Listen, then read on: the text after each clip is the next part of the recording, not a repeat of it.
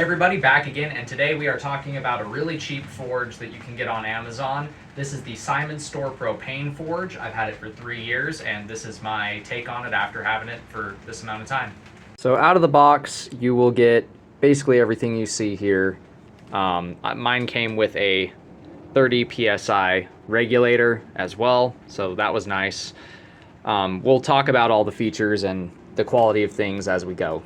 So it is a Venturi style burner, meaning that the action of the propane being sprayed down into the body draws air from this air intake up here in with it to mix with it on the way down the cylinder. The burner on this specific forge is actually way up here, so that's the orifice up there. That way it has all this distance to be mixed and properly ignited on the way into the forge. It is a round forge. So it has a 9.5-inch fire chamber. This is 9.5 inches long. And with my fire brick and my refractory in there, I have, from floor to ceiling, about 4 inches of interior space. I'll call it 4.5. Well, no, I'll call it 4.25. And this is after 3 years of use, multiple times a week, many hours at a time. The hose that it came with, I'm going to be replacing the hose and the regulator soon, and we'll get into that here in a second. The way that this works is your air intake is adjusted by just a disc, kind of washer style disc up here with a wing nut for tightening it down so that it stays where you want it to be. There are 4 bolts around the edge of this burner, just like some Christmas tree stands you might have used. You just screw it in from either side to make sure it's level and straight and shooting straight down flat onto the inside of your forge. I do like this design because the burner coming straight down puts the heat right on top of my steel, and it will kind of spiral on the inside of both ends of the forge. Makes it burn more evenly from what I've noticed. You never do want to put your steel straight under that though, because it will form a lot of scale, blasting the propane oxygen mixture right onto the metal. It's nice to have it just off to the side there, so it'll still soak up the heat, but it won't get blasted as much with unburnt fuel and all the other stuff that's going to gunk up your material. It does not come with forge doors. These are weight plates that I got from a guy a while back, and I use these as my forge doors. They work just fine. They're just big heavy metal plates. The forge itself does not come with doors, so you will need to make doors or get doors. I am planning on doing a different design where I actually have doors that are attached on hinges or sliders here in the near future once things warm up outside. Right now I've just been mainly doing projects that involve having this on because it is winter in Utah. As far as insulation goes, it comes with koa wool that is not rigidized. It does not come with a rigidizer.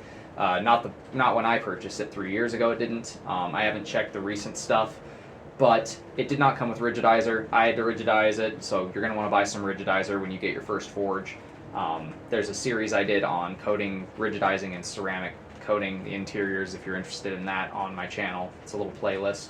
This forge has served me really well. I can get some really high temperatures out of it. I can bring it down low, and I like that with propane it's a cleaner burn so you don't have all the smoke. I would like to eventually get a coal forge just for forge welding purposes, but right now, for the past 3 years, this is what I've made everything inside of. You've got your gas flow control up here, so off, on, very simple, very basic.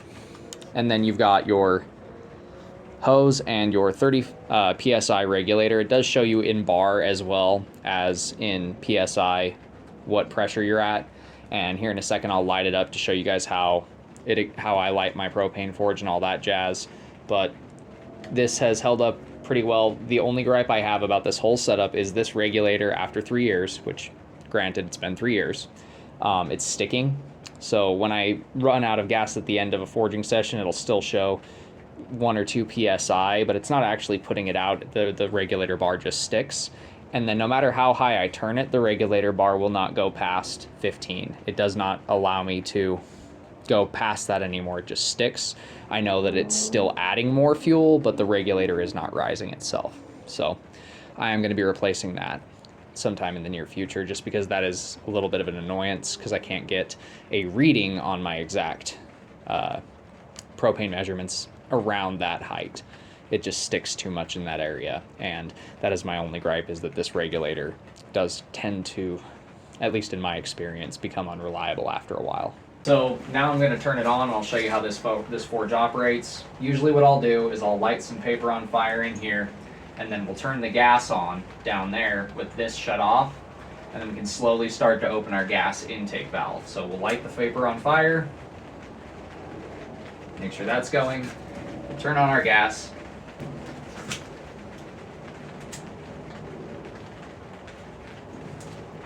and then we'll just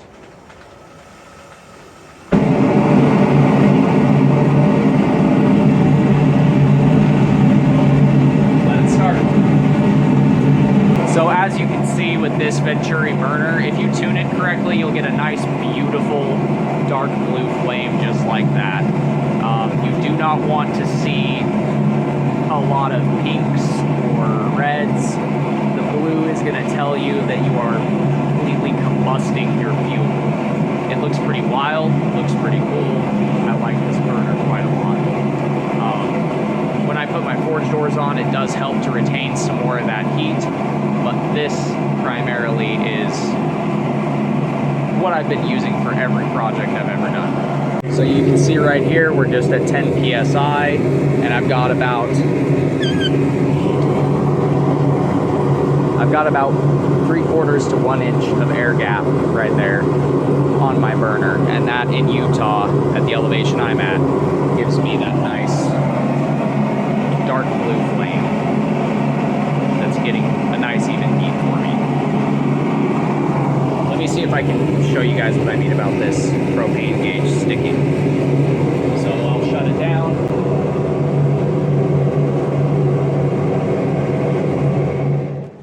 And that is all the way off.